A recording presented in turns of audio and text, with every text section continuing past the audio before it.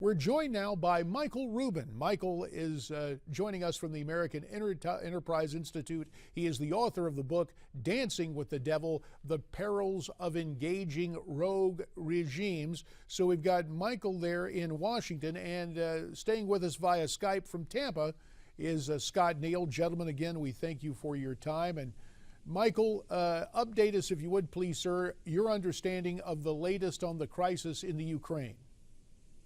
Well, ultimately, when you have weakness, the bullies on the block will take advantage of it. So Vladimir Putin has made clear that he's going into Ukraine. He's reignited the southern front, and he's even threatened, saying, hey, I can go to Kiev in 2 weeks. But you know what? Vladimir Putin doesn't actually need to do that because winter is coming. Ukraine is dependent on Russian gas, and we see no planning on the part of NATO, Europe, or the United States to provide Ukraine with almost like a Berlin airlift of shipped gas, escorted shipments, in order to help them survive the winter. Well, you just talked about Putin and his boasts that the Russians can take Kiev in 2 weeks, but the Russians maintain this public notion that, hey, they're trying to seek a peaceful settlement. Michael, which one is it? Well, you know, the Russians have become accustomed to the fact that the United States is filled with useful idiots who will reach out for any straw. They will grasp at any straw that provides a hope for peace so that they can come back and wave a paper and say, I have in my hand a paper bearing the signature of Vladimir Putin, peace in our time. Unfortunately, that never works. We just passed also the 75th anniversary of the Ribbentrop-Molotov Agreement. And already we are again getting into a situation where Russians and perhaps Americans or Europeans in this case will debate the future of Ukraine without even having Ukrainians at the table, and that's just shameful. Scott Neil, let me talk to you for a second, because we take a look at the Russians, or those living in the Ukraine who are native Russians. You're an old special forces guy. Do you think Putin has sent his special forces in devoid of insignia to get a start on all this, stretching back to earlier this year? Well, I personally don't want to think I know. If you just look on, how partisan forces are formed, how even American doctrine with special forces, we would go into an area like that, we would organize, we would create resistance in undergrounds and auxiliaries, and then we would execute in little death by 1,000 cuts. And that's exactly what's going on right now.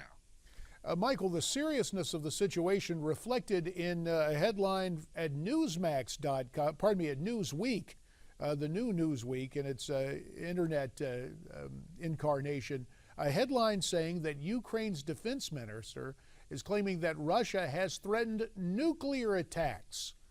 Do you actually believe the Russians are prepared to go nuclear against Ukraine? No, I don't think the Russians are prepared to go nuclear, but they want to demoralize, and we're in a dangerous situation where the Russians feel that they can provoke as much as they want and there will be no pushback.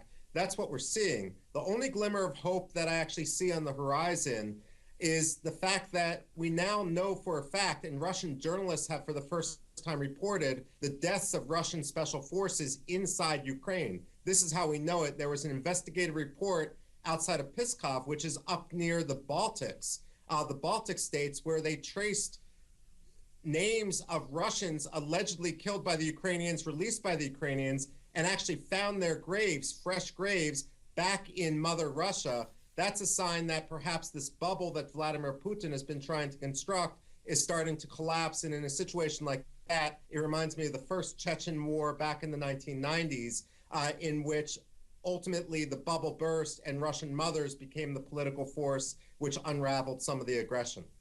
Gentlemen, on Friday, President Obama gave a detailed account of his European trip this week and how he will be addressing this Russia-Ukraine crisis with our allies. Take a listen.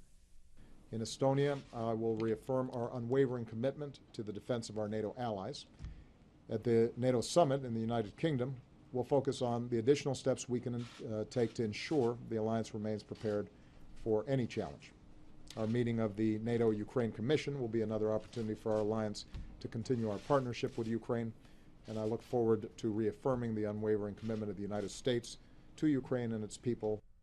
Scott, Neil, obviously Mr. Obama is our commander-in-chief. If you were still in the service, you would salute and take orders from him.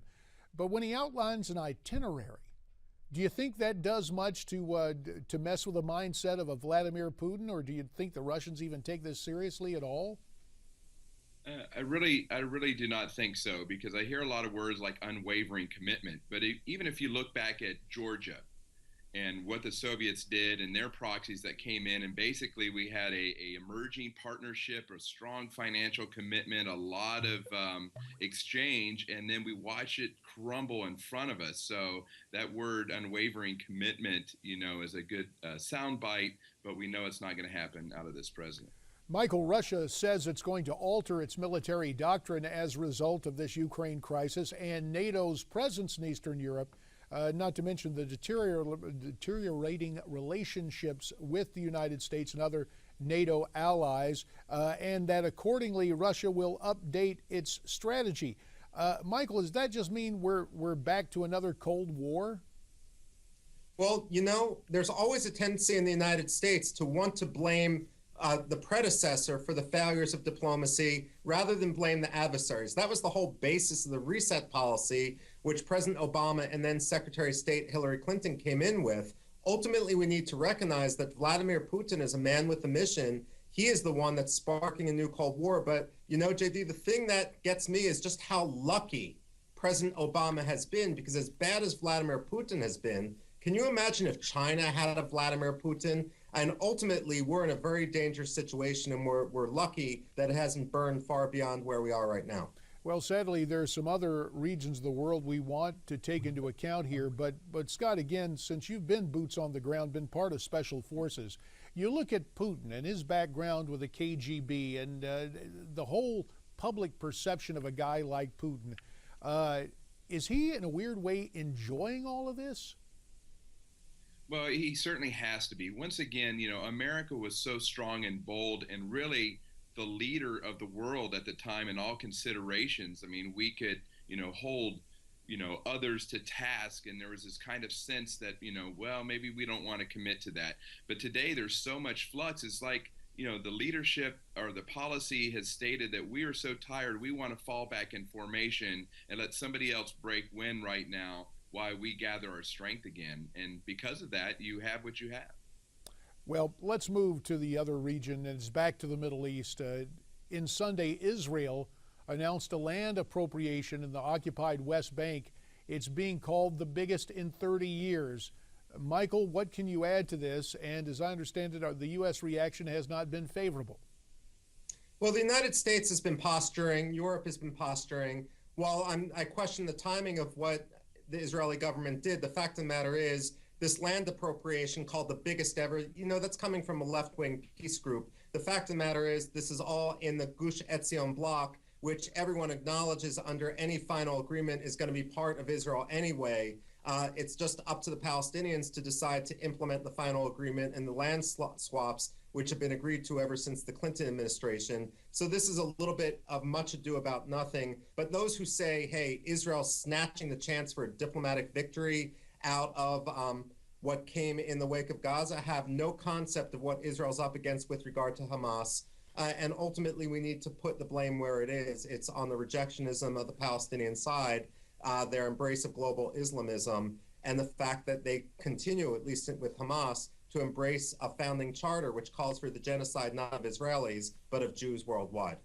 Gentlemen, only about a minute remains. Scott, Neil, let me go to you again for the aspect of being on the ground as a military man. Do you expect, or do you think that your former comrades are just training and ready to do something if called upon right now?